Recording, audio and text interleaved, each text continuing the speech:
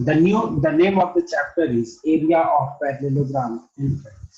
Now, this is a very interesting topic. Why I am saying this is a very interesting topic? क्योंकि यहाँ पे आपको कई सारे complicated figures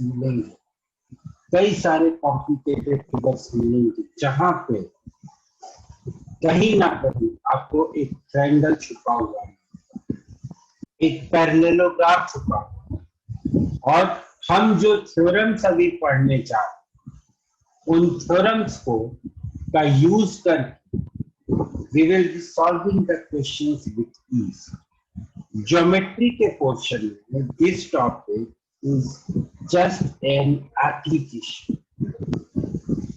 Rather, this topic is not just an application. This topic is a big application of whatever we have read till now in geometry. क्या क्या पढ़ा है अभी तक? अभी तक हम लोगों ने सबसे पहले अपन ने लाइंस पढ़ा था, फिर अपन ने जो फिक्स्ड ज्योमेट्री पढ़ा था, फिर हम लोगों ने लाइंस पढ़ा, फिर हम लोगों ने एंगल्स पढ़ा, फिर हम लोगों ने पैरेलल लाइंस पढ़ा और then we read about triangles, congruent triangles. उसके बाद फिर हम लोगों ने क्वाड्रिलेटरल पढ़ा, कई सारे क्वाड्रिलेटरल टाइप्स पढ़े। इन सारी चीजों का यूज करके whatever we will be trying to solve, we will be trying to find the area of some complex figures. This topic is basically involves the calculation of the area of some complex figures. That's it. That is the thing. That is why I classify this topic as one of the most important topics. Okay? Now we will proceed further with the topic.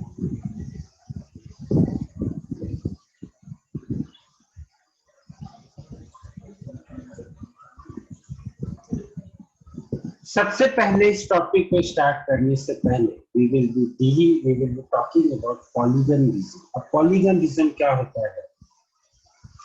Polygon region एक कोई polygon है इस type का, जैसे देखिए A B C D E F. It is a polygon. Polygon means consisting of more than 3 sides. मतलब एक close figure जिसमें कई सारे साइड्स हों, उसको अपन क्या बोलते हैं? पॉलीगन। जिसमें कई सारे साइड्स हो, 6 भी हो सकते हैं, 10 भी हो सकते हैं, 20 भी हो सकते हैं, कुछ भी हो सकते हैं, तो उस क्लोज फिगर को अपन we call it as polygon. So polygon region can be expressed as the union of finite number of triangular regions in a plane, such that if any two regions intersect, they intersect on a line segment. मतलब कहने का इनका ये है, हिंदी में इनका कहने का मतलब ये है, ये जो जैसे ये यहाँ पे एक हेक्सागन टाइप का थिंग बनी हुई है, रेगुलर नहीं है, that we know that it is not a regular hexagon, but what I can say that it is a hexagon. Now this hexagon can be divided into 4 triangular regions. This hexagon can be divided into 4 triangular regions. कौन से triangular regions है? एक ये वाला, तीसरा ये वाला और तीसरा ये वाला। और यहाँ पे इन्होंने एक और बात कही है कि these 4 triangular regions they are not intersecting any. ये लोग जो है सिर्फ एक लाइन सेगमेंट के ऊपर इंटरसेक्ट कर रहे हैं, they are not overlapping. The regions are not overlapping. जो सेकंड रीजन है, this is in separate domain. Third region जो है वो एक सेपरेट एरिया में है, फोर्थ वाला रीजन वो एक सेपरेट एरिया में है. These 4 regions are not overlapping on each other. One का कोई भी पार्ट सेकंड में नहीं आ रहा, ये सारे के सारे सेपरेट हैं. That is, they are intersecting on a line segment. They are intersecting on a line segment. So this is about polygon region. अब अपन आगे बढ़ते हैं. जब अपन बढ़ते हैं तो सबसे पहले कुछ एक्सियम्स आते हैं. एक्सियम याद करो जो अपन ने चैप्टर की स्टार्टिंग में, ज्योमेट्री की स्टार्टिंग में पढ़ा था. These are the results that can't be proved. इनकी प्रूफ की हम बात नहीं कर रहे.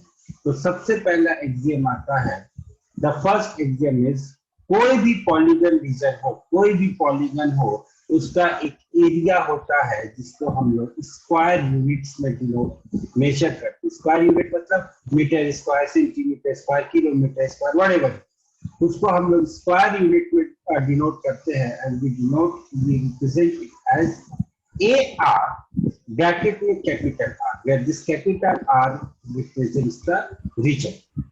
वो ट्रायंगुलर भी हो सकता है, सर्कुलर भी हो सकता है, कुछ भी। Next is congruent area axiom. अब ये कॉन्ग्रुएंट एरिया एक्सियम क्या है सर?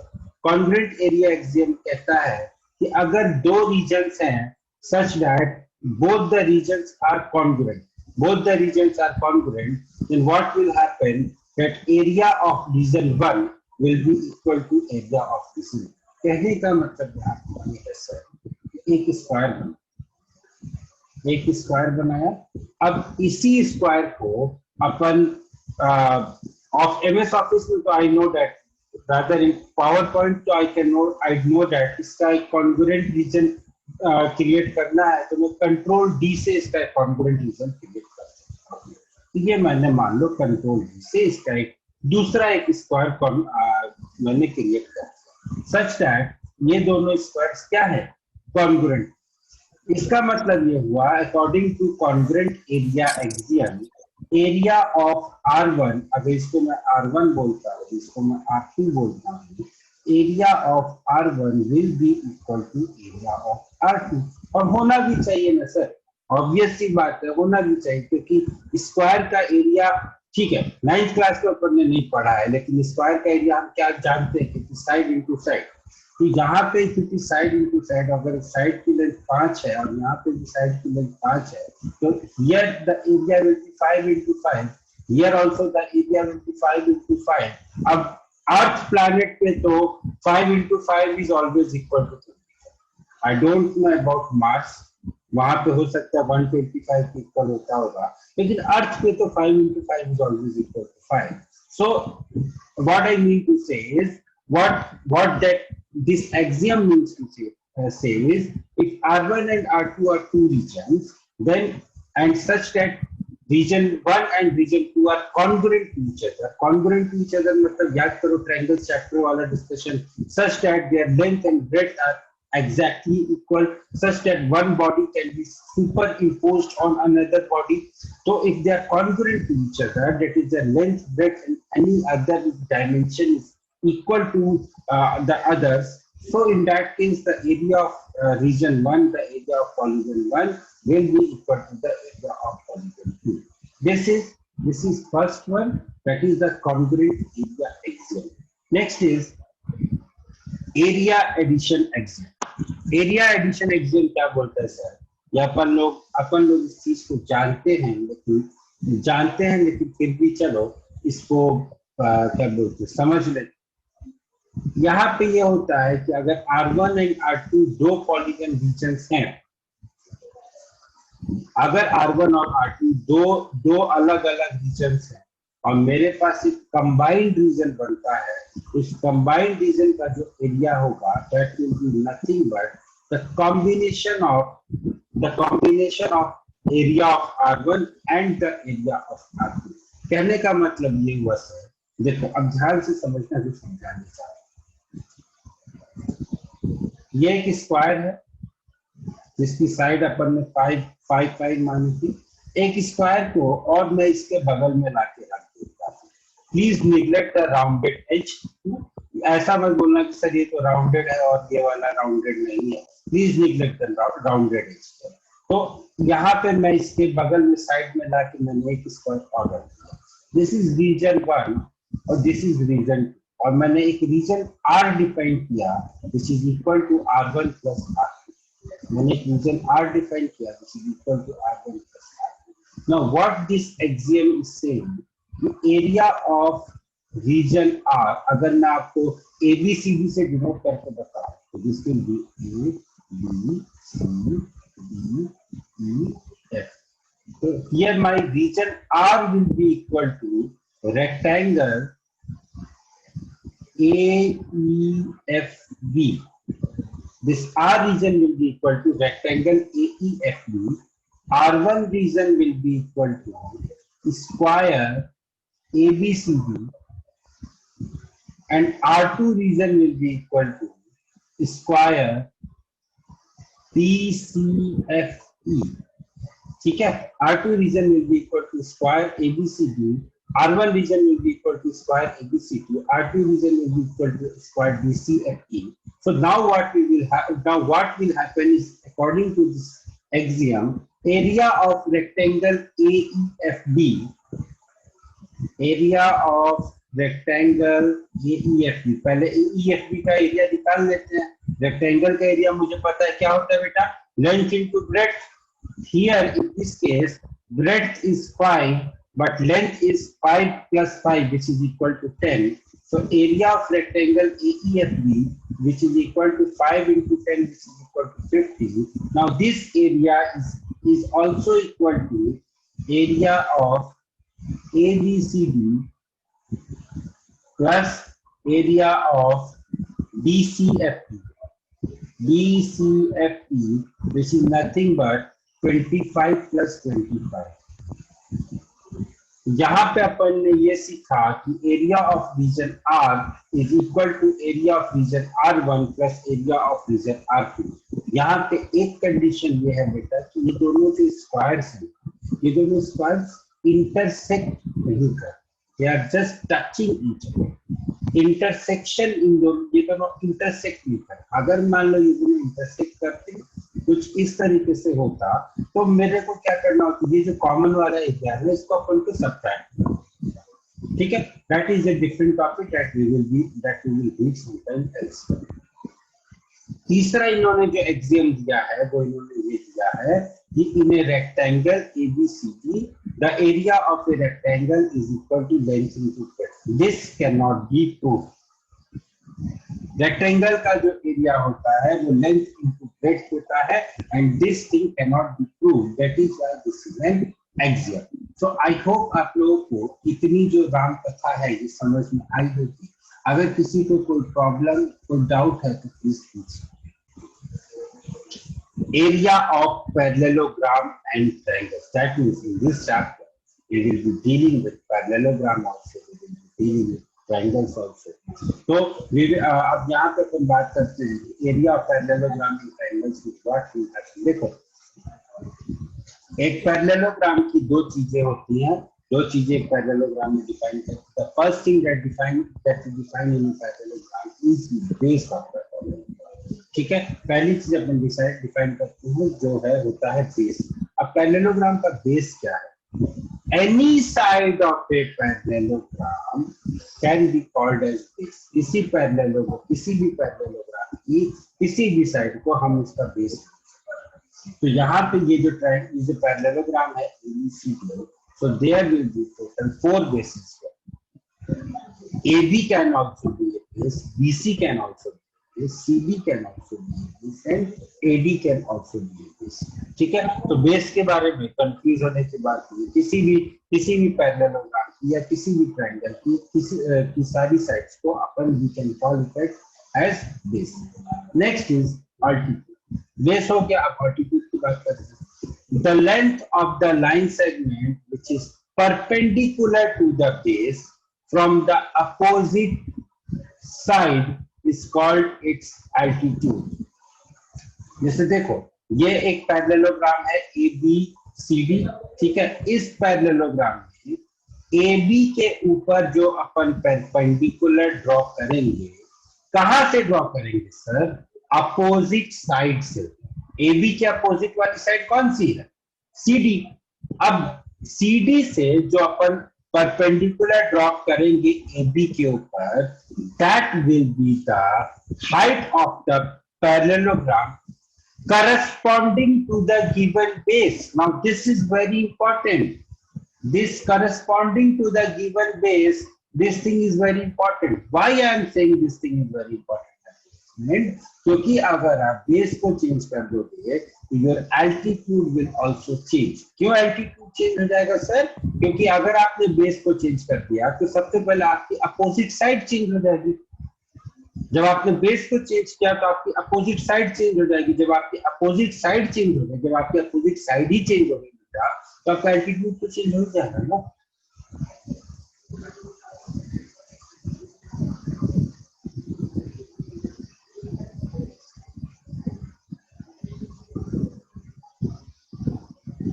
बेटा बीच में से ड्रॉ करोगे तो विल दैट बी हाइट और not? Will it be called as height? Sir लेकिन सर इसमें लिखा है ना फ्रॉम द ऑपोजिट साइड। तो जब फ्रॉम द अपोजिट साइड, एक मिनट यहाँ पे हम सिर्फ एल्टीट्यूड की बात कर रहे हैं। वर्टेक्स नहीं आना चाहिए। एक बात बताओ, अपोजिट वर्टेक्स नहीं आना चाहिए, है ना? अपोजिट वर्ट, क्या आप क्या बोल रहे हो कि अपोजिट वर्टेक्स वर्ड आना चाहिए कि नहीं आना चाहिए? सर अपोजिट वर्टेक्स आएगा ना। क्यों क्यों आएगा अपोजिट वर्टेक्स? यहां से भी तो मैं पैरेलल, यहां से भी तो ड्रॉ कर सकता हूं परपेंडिकुलर।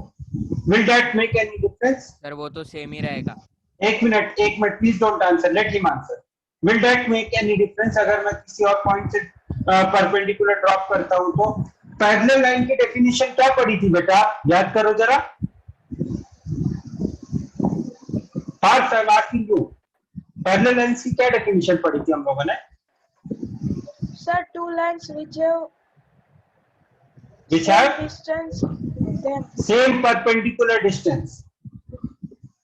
तो बेटा जब ये दोनों लाइंस पैरेलल हैं तो सेम पर यहां से ड्रॉ करो, यहां से ड्रॉ करो, या फिर यहां कहीं से ड्रॉ करो, will that perpendicular distance ever change? Will it ever change, my dear friend? Tell me. no sir. That चलो, please Krishna ask you now. Sir आपने जितना बोला उसका मतलब ये है कि जो AD से हम लोग परपेंडिकुलर ड्रॉ करेंगे तो सर AD और CB पैरेलल होंगे और DC और AB भी पैरेलल होगा। हाँ, DC और AB ये तो पैरेललोग्राम तो दिया हुआ है। It is already given that it is a parallelogram. We just want to read. We are just studying about what is the base. Base को अपन कैसे define करेंगे और अपन altitude को कैसे define करेंगे। हम ये दोनों चीजें यहाँ पे पढ़। तो altitude is defined as opposite side से, सामने वाली साइड पे अपोजिट साइड से हम जो परपेंडिकुलर ड्रॉप करते हैं, that is defined as the altitude. अब आपके फ्रेंड को एक डाउट आया कि सर यहाँ पे वर्टेक्स वर्ड तो लिखा नहीं है, यहाँ पे सर अपोजिट वर्टेक्स तो लिखा नहीं है। तो उनके डाउट को I hope I have answered it कि बेटा दो पैरेलल लाइंस के बीच में जो परपेंडिकुलर डिस्टेंस होता है वो हमेशा सेम होता है और एक लाइन पे इनफाइनाइट मेनी पॉइंट्स होते हैं। तो it is immaterial of the fact कि आप B से परपेंडिकुलर ड्रॉप करो, आप C से परपेंडिकुलर ड्रॉप करो। अपोजिट वर्टेक्स वाला सिर्फ ट्रायंगल के केस में ट्रू होगा ना? अपोजिट वर्टेक्स वाला सिर्फ ट्रायंगल के केस में भी अपोजिट वर्टेक्स वाला आप ये कर सकते हो कि आप यहां से एक पैरेलल लाइन ड्रॉ कर दो, यहां से आप एक अपोजिट वर्टेक्स से पास होती हुई आप एक लाइन ड्रॉ कर दो जो कि बेस के पैरेलल है। A से आप कोई ऐसी लाइन ड्रॉ करो जो कि BC के पैरेलल है। अब यहाँ पे इस लाइन से आप किसी भी पॉइंट से ड्रॉ करते रहो, इट इज नॉट नेसेसरी आप यहाँ से ड्रॉ करो। फॉर एग्जांपल जो ऑब्ट्यूज एंगल ट्रायंगल होता है, इसका जो परपेंडिकुलर होता है वो कुछ इस तरीके से, मतलब it is not like inside that triangle. ठीक है, तो आप अपोजिट वर्टेक्स को बोल सकते हो, ऐसा कुछ नहीं है कि आप opposite vertex, the word that you have used is wrong, but here the word will not be used, क्योंकि यहाँ पे दो पैरेलल लाइंस के बीच में जो डिस्टेंस, जो परपेंडिकुलर डिस्टेंस होती है वो हमेशा हमेशा हमेशा हमेशा सेम होती है। So here the word opposite vertex has not been used. ठीक है, I hope I have cleared your doubt also past. चलो आगे बढ़ते हैं, but yes, it was a very good question. It was a very good question. Although I scolded him because he asked something that was too elementary. But yes, it was a very good question. Normally लोगों को confusion होता है, और मैं एक बात बताता हूँ, हम बड़ी बड़ी किताबें तो पढ़ लेते हैं, we read very high text, लेकिन हम छोटी छोटी किताबें पढ़ना भूल जाते हैं, और इसी वजह से in spite of being very knowledgeable कई बार हम fail. For example 11th class में अगर आपका कोई भाई बहन दोस्त कोई पढ़ता हो तो उससे पूछना, एक बुक आती है फिजिक्स की किताब आती है रेड कलर, पहले तो रेड कलर की आती थी, तो लोग क्या करते हैं एनसीईआरटी नहीं पढ़ते। जब नए नए बच्चे जब 10th से 11th में जाते थे तो बहुत जोश रहता है कि I will crack AIIMS in first attempt, I will crack IIT in first attempt. So they don't read NCERT. They think that NCERT is bogus, and they start reading Risky Chemical or any other book, any other advanced book. वहीं से problem start. इन्होंने जो मुझसे पूछा वो बहुत elementary चीज थी। That shows that his concepts are not. और ये सिर्फ उनकी गलती नहीं है, सिर्फ ये और लोग की गलती है। He has done a good thing that he has asked. शायद कई सारे लोग ऐसे हैं क्लास में जिनको भी वो ऐसा डाउट हो बट वो पूछेगा। First, I'm not discouraging you, my friend. I want you to ask more and more questions. हो सकता है आपको डांट पड़ेगी भी, but that is not because of the question that you are asking. That is because you are asking. I have seen your performance, I have seen your scores, both in IGSF test and both here also. That is because you are asking. इसीलिए आप तो पढ़े, but still मैं आपको यही बोलूंगा, पूछो, ठीक है, अच्छी बात है। तो आई होप ये अपोजिट वर्टेक्स वाली बात सबको समझ में आ गई होगी कि यहाँ पे why they have not used the term opposite vertex because triangle के केस में कोई भी पैरेलल लाइन नहीं दी हुई थी, जहाँ पे हमारे पास बेस के पैरेलल ऑलरेडी एक लाइन दी हुई है। जब बेस के पैरेलल मेरे पास ऑलरेडी एक लाइन दी हुई है तो उस लाइन के किसी भी पॉइंट से जब मैं परपेंडिकुलर ड्रॉप करूंगा, the length of the perpendicular will always remain the same. दो पॉइंट से बी और सी से मैंने इसलिए परपेंडिकुलर ड्रॉप किया क्योंकि वो दोनों पॉइंट आपको दिख रहे हैं। You can very see the two vertex, two opposite vertices. वहां से आप डी से परपेंडिकुलर ड्रॉप करोगे तो भी लेंथ सेम रहेगा, सी से परपेंडिकुलर ड्रॉप करोगे तो भी लेंथ सेम रहेगा, ठीक है। So this was case number 1। अब हम बात करेंगे थ्योरम्स की। अब now there are some 7 or 8 theorems in this chapter. All the theorems are highly good. आज की क्लास में सब theorems डिस्कस करेंगे। We're not going to solve any question. In the next 3 classes, we will be solving this question, the questions of this chapter. Then finish. I hope आप लोग पिछले chapter के questions कर रहे हो, because this time the paper is not good. This time the paper is याद रखो। And last term पे मैंने आपको 3 क्लासेस को डेडिकेट किया था डाउट क्लासेस के लिए। इस बार ऐसा कुछ नहीं होगा। जिसको जो डाउट आ रहा है कीप ऑन आस्किंग। और लास्ट वीक में या एग्जाम से 1 दिन 2 दिन 3 दिन पहले अगर आप लोग पूछोगे कि सर ये भी बता दो, ये भी बता दो, ये भी बता दो, आई हैड सम लिमिटेशंस। तो फिर किस रैंडम ऑर्डर में नहीं बताऊंगा बेटा। Rome was not built in a day. Keep on practising the questions, शुरू से प्रैक्टिस करते जाओ। अब ये चैप्टर आज ही स्टार्ट हुआ है तो कम से कम 4 दिन 5 दिन चलेगा। जितना पढ़ाया आज की क्लास में उसके हिसाब से क्वेश्चन सॉल्व करो। जितना पढ़ाया अगली क्लास में आराम से क्वेश्चन। चलो, coming to the theorems, coming to the main mudda of the topic. The first theorem is diagonal of a parallelogram divides it into 2 triangles of equal area. अच्छी बात है सर। देखो हम लोगों ने पिछली क्लास में जब अपन क्वाड्रिलेटरल चैप्टर पढ़ रहे थे, so we noticed one thing that किया हुआ था।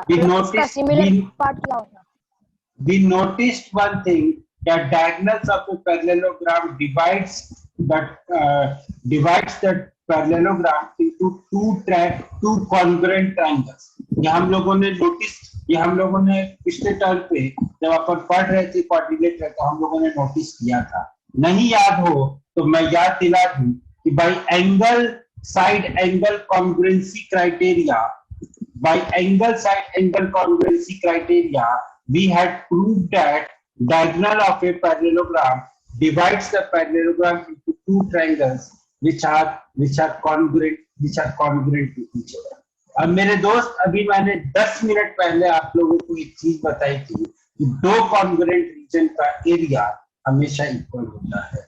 बताया था ना, एक स्क्वायर है, उसको फिर कंट्रोल डी करके दूसरा स्क्वायर बना दिया, फिर एक उस स्क्वायर की साइड अगर 5x5 है तो दूसरे वाले की भी साइड जो 5x5 ही होगी, और 5x5 अर्थ पे तो 25 ही होता है। ये चीजें अभी बताई थी, थोड़ी देर पहले इरेज कर चुका हूँ, इसको शायद दिखा नहीं पाऊंगा।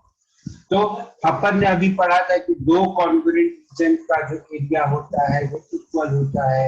सेम चीज आपको यहाँ पे प्रूफ करनी है, तो प्रूफ आप कैसे लिखोगे? वैसे तो ये थ्योरम एग्जाम में आएगी नहीं, इन केस अगर एग्जाम में आ जाती है तो आपको यहाँ पे क्या करना है? First of all you have to prove that the two triangles are congruent, और जब आपने इन दोनों ट्रायंगल्स को कॉन्ग्रुएंट प्रूव कर दिया, then you have to say by the virtue of axiom, क्या नाम है इस axiom का? By virtue of congruent area axiom, I can say that area of triangle ABD will be equal to area of triangle DBC, or I can say that the diagonal of a parallelogram divides the parallelogram into two triangles of equal. That's it, question, theorem proved, marks मिल गए, आगे बढ़ो, बस हो गया, इससे ज्यादा research नहीं करना। ठीक है, so this is what they have also done. और यहाँ पे इनको एक लाइन कायदे से इनको एक लाइन यहाँ पे लिखनी चाहिए थी, by virtue of congruent area axiom. यहाँ पे एक रीजन इनको लिखना चाहिए था। हैड आई बीन एग्जामिनर, अगर मैं एग्जामिनर रहूंगा और मेरे सामने ये आता है और बच्चे ने रीजन नहीं लिखा है तो मैं उसके हाफ मार्क्स टिकट करता हूँ, not 1/2 but half of the full marks। अगर थ्योरम 5 नंबर की है, I will give him only 2 points due to this line। क्यों ऐसा क्यों करूंगा sir? Why I am being so strict? Because my dear friend, इसके बाद मेरे को नहीं समझना। ठीक है, यहाँ तक आपने प्रूफ किया, आफ्टर दैट व्हाट? जो मेरा पॉइंट है वो तो प्रूफ नहीं हुआ था। मेरा पॉइंट था कि मुझे दोनों ट्रायंगल्स के एरिया को आप ट्रायंगल को प्रूफ करके आपने छोड़ दिया। क्यों? लिखो, बताओ मुझे। नहीं बताओ, मैं नहीं समझता। ठीक है, तो here it is very necessary to write why the two triangle, why the area of the two triangles. तो आप लोग इस पॉइंट को जहां पे भी अपने नोट्स बना रहे हो, इस पॉइंट को आपको वहां पे प्लीज नोट कर लो। You will have to write it why the area. ठीक है, क्योंकि by the virtue of congruent area axiom you have to write। दूसरी चीज यहाँ पे that I would like to tell you, इन लोगों ने यहाँ पे SSS congruency criteria को यूज किया है। आप लोग ASC से भी कर सकते हो, दोनों चीजें से। ठीक है, यस सर, ASC से भी कर सकते हैं। हाँ, आप लोग ASC से भी कर सकते हो। there won't be। बेटा CPCT से एरिया इक्वल नहीं, CPCT से आप ट्रायंगल की साइड्स को can't say the areas will be equal by sides। Please don't do such। ठीक है, I hope I'm making sense। But CPCT से एरिया इक्वल होंगे। No, you don't have to, sorry man, don't have to be sorry। This was a very common mistake that many of you can have। So please don't be sorry।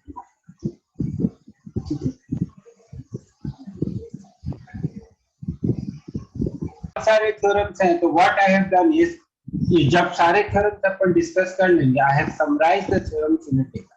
ठीक है, that table that I will share with our. तो उसको आप क्या करना, if possible take a print out of it and keep it on your study. ठीक है, इन चीजों को देखते रहना, या आपकी जो नोटबुक हो, कहीं पे भी जहाँ पे भी आप नोट्स बनाते हो, फॉर्मूले लिखते हो, इन चीजों को लिख सकते हैं, बहुत useful. Next is theorem number 2। What that theorem is, parallelogram on the same base and between the same parallel lines are equal in area। Parallelogram on the same base and between the same parallel lines are equal in area। सबसे पहले तो इसको समझने की कोशिश करते हैं कि भाई है क्या बीमारी आती चलो समझने की कोशिश करें। दो पैरेलल लाइंस बना देते हैं। एक पैरेलल लाइन ये हो गई L1, इसको बोल दो L1, और दूसरी पैरेलल लाइन ये हो गई L2। ठीक है, अब क्या बोल रहे हैं ये कि parallelogram between the same base and on the same base and between the same parallel lines. ठीक है, बेस सेम रखना है तो चलो अपना अपन जो है बेस लाइन L2 को ले, ये हो गया A, ये हो गया B, this will be my base. तो एक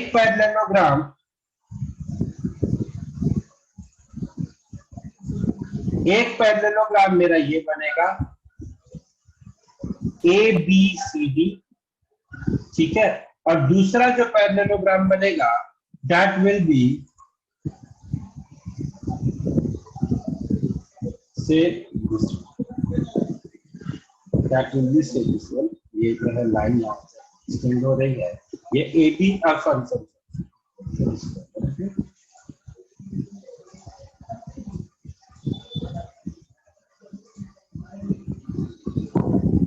that will be something like this: ABCD, ABEF. So according to this theorem, this area and this area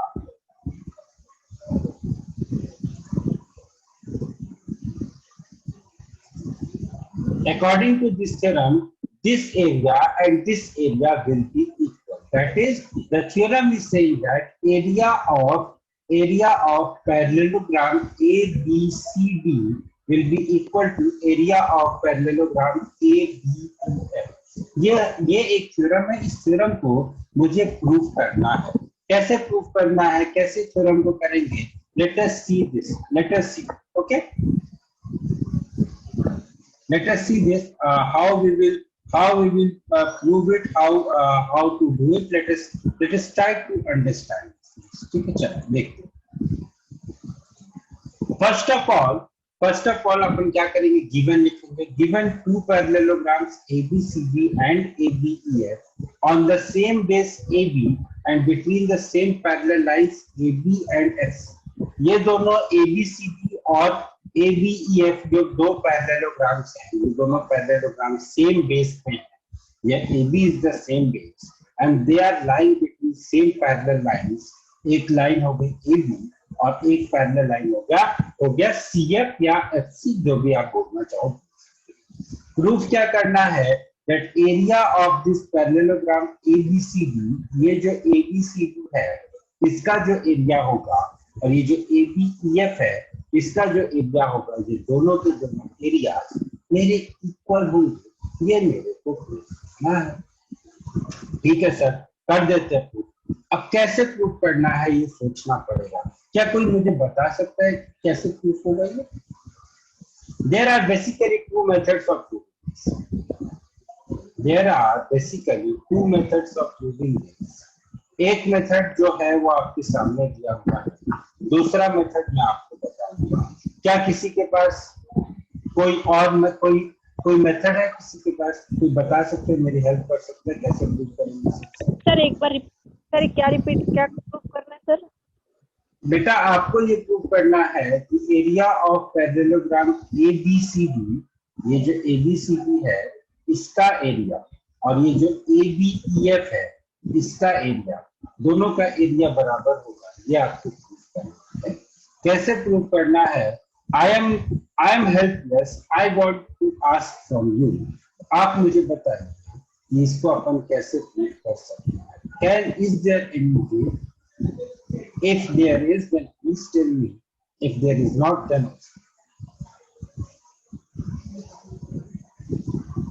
and don't tell me the way that is written in front of this. वो method मत, कोई और method हो तो।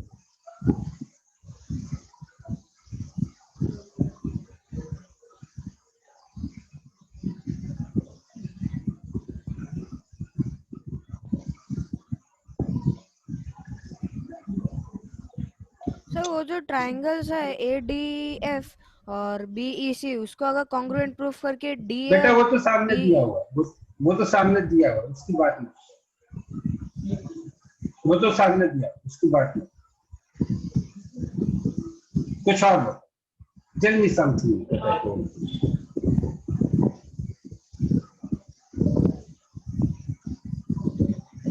चलो ठीक है, नहीं बता सकते हो तो भी कोई बात नहीं। अभी अपन जो बुक में दिया हुआ है उसको पढ़ते हैं। मैं आपसे सेम क्वेश्चन शायद अगली क्लास में बात, same question I will ask you, can there be any better method of proving this, that I will ask you after we are done with next class. क्योंकि अभी तक हम लोग पैरेललोग्राम के एरिया की बात की। What is the area of parallelogram that we have not read till yet. एक बार अपन उसे पढ़ लेते हैं, then I will ask you, can there be any other method of proving this question? चलो, अब यहाँ पे ध्यान देने वाली बात ये है, दो पैरेललोग्राम से एक पैरेललोग्राम है ABCD और दूसरा पैरेललोग्राम है मेरे पास ABEF। अब हम क्या करेंगे, ध्यान से समझने की कोशिश कीजिए। मुझे इन दोनों, अब now this is the discussion that we are going to do in next 5 minutes, that will lay the foundation of many of the questions that we will be doing in the exercise. क्या discussion, कैसा discussion था? देखो ध्यान से, मुझे proof क्या करना है, मुझे प्रूफ करना है कि area of this parallelogram ABCD, इसका एरिया जो है ABEF के एरिया के बराबर है, ऐसा मुझे प्रूफ करना है। तो इन दोनों एरियाज के बीच में कुछ रिलेशनशिप होनी चाहिए। अगर मैं ध्यान से देखूं, let me try to darken the area. एक रीजन मेरा ये वाला होगा, ठीक है, और दूसरा जो रीजन है तो सर आप साइड में फिगर्स को ड्रॉ करके डार्कन कर दो। ओके चलो ठीक है।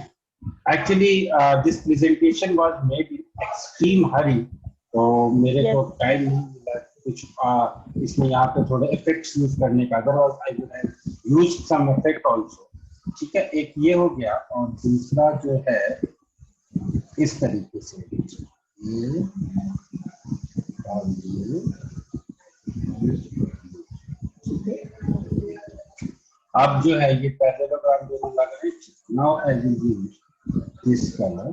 बेटा मेरे को क्या करना है, मेरे को इस वाले पैरेललोग्राम के एरिया, ये जो इससे मैंने हाईलाइट किया है, इस वाले एरिया को मुझे जो है इस वाले एरिया से इक्वल करना है, ठीक है। अब देखो ध्यान से, आपकी आवाज बहुत अजीब, मतलब कुछ अपनी अभी आपने जो बोला वो समझ नहीं आया। There must be some problem at your end because at my end everything is okay. अब देखो ध्यान से देखो, मुझे बेसिकली करना क्या है। मैं अगर रीजन्स की बात करूं, तो मुझे ये दो रीजन्स को, एक रेड वाले रीजन को और एक ग्रीन वाले रीजन को मुझे इक्वल प्रूव करना है। तो इन दोनों रीजन्स के बीच में ये वाला रीजन पड़ रहा है, ठीक है। This region is lying between the red वाला रीजन एंड द ग्रीन वाला region. Now what I can do is, अगर मैं किसी तरीके से, now this is called the thinking operation. अगर मैं किसी तरीके से, what I will do is I will divide my whole figure into 3 regions. This is region number first, this is region number second and this is region number third. अगर मैं किसी भी तरीके से मैं रीजन नंबर फर्स्ट के area को, area of first is equal to area of second curve by any way, मुझे नहीं पता कौन सा way I am going to apply, but अगर मैं किसी भी तरीके से area of first is equal to area of second कर देता हूं, फर्दर अगर मैं area of first plus area of third कर, और यहाँ पे area of second plus area of third करूं, सबसे पहले तो मैं ये वाला स्टेप करूंगा। इस स्टेप को करने के बाद मैं एरिया ऑफ रीजन 3 यहाँ पे ऐड कर दूंगा। What I am going to get my is I am going to get my required result. So this is what should be the thinking of, this is what should be the thinking, this is what should be your approach. हाँ बोलिए। बोलिए बोलिए। Sir आप वो बोल रहे थे इसका दूसरा मेथड सर, वो भी शायद से मिल गया सर। बाद में अभी अभी यहाँ जो बताया उसके बाद में ओके बात। सर। दूसरे मेथड के बारे में बात।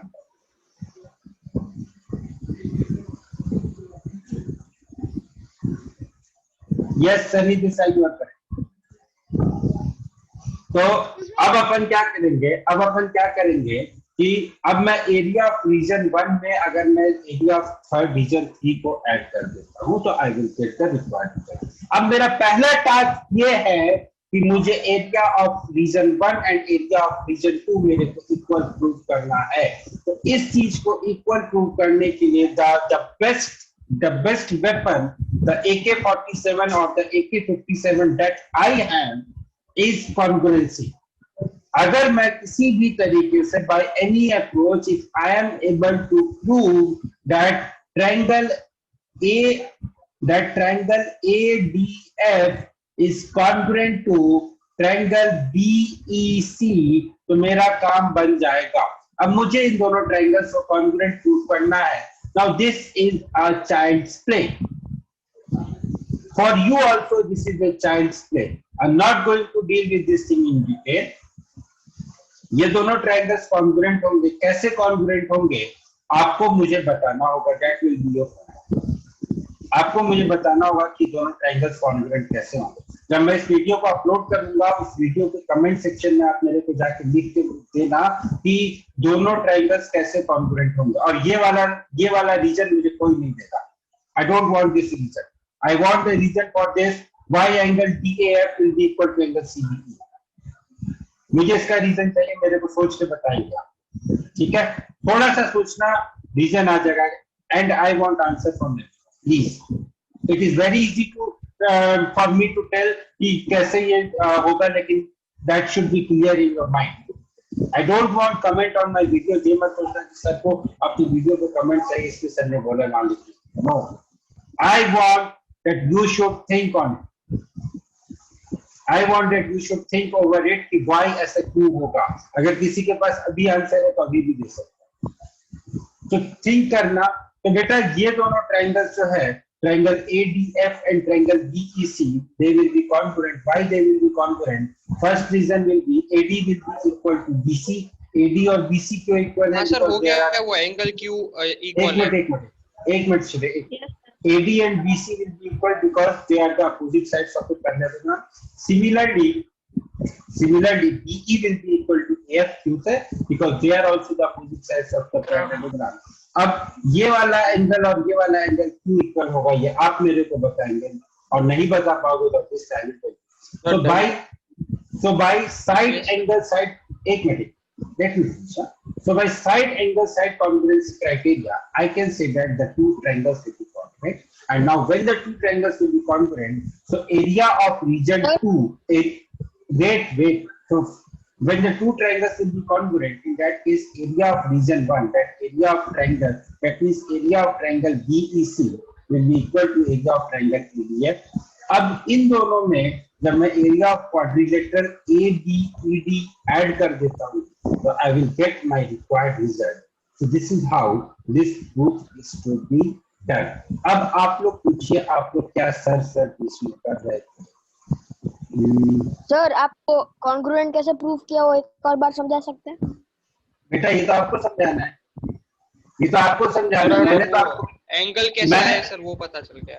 नहीं, एंगल कैसे नहीं पूछा, एंगल कैसे आया?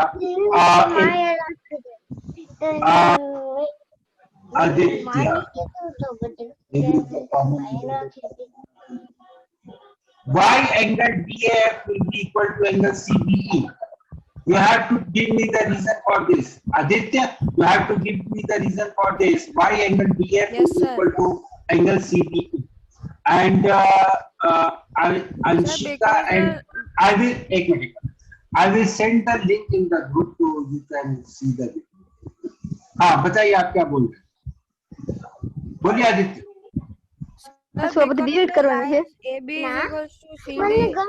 They both are. अब बस एक मिनट सर ये अदिति का सर वो आवाज आ रहा है।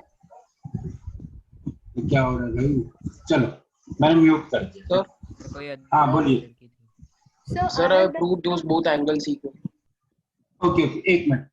Ashika, you were asking something, please ask. Yes, sir. So I have done some other methods. Sir, can I tell you? Yeah, please बोलिए। So I have done like first, so BC is equal to AD because opposite BC sides is equal to, हाँ ठीक है। and so FA is equal to EB because opposite sides of a parallelogram are equal. And so then Very we good. can say, so AB is equal to DC again because opposite sides of a parallelogram are equal, and so it is also equal to FE. So both the parallelograms are proved to be congruent. So the area will be obviously same. That's why. And sir, the angle also will be same due to this proof. Sir, I have a more nice method. I was going to say this only. Sir is it ये बोल correct? सकते हैं कि sir बोलो बोलो। Sir, पर Shrey, first you complete and I will answer it. हाँ। Sir, I was saying that, sir, as we know that AB is equals, हाँ sir, I was saying that वो दो जो पैरेललोग्राम्स है उसमें AB is equals to, तो AB है ही sir, और दो पैरेलल लाइंस है सर जो हमें ऊपर नीचे मिले, तो हमें पता है कि हर पॉइंट पे सर जो हाइट होगी वो तो सेम ही रहने वाली है, तो हमें पैरेललोग्राम का एरिया अगर पता फॉर्मूला पता हो सर, तो बेस इनटू हाइट, तो सर वो दोनों सेम ही है, तो डायरेक्ट मिल गया एरिया। इसीलिए मैंने बोला था कि ये मेथड अभी वर्क नहीं करेगा क्योंकि हम लोगों ने पैरेललोग्राम का एरिया अभी नहीं करा है। That we will be reading in the next one. Okay, and your method is perfectly all right. जो आपने बोला कि ये दोनों पैरेललोग्राम्स जो है वो congruent होंगे, and hence by use of the axiom the area is their area. Your method is perfectly all right. It is perfect. It is perfect. ठीक है? So I will stop here today. So this is how this theorem has to be done. There are few more things that we need to discuss, that we will discuss in the next class. And till then, bye bye. Take care and keep thinking. Keep thinking. Very good. Chalo. Bye everyone. Thank you, sir. Thank you, sir. Okay. Bye. Thank you, sir. Bye, sir. हाँ नहीं leave कर दो, leave कर दो.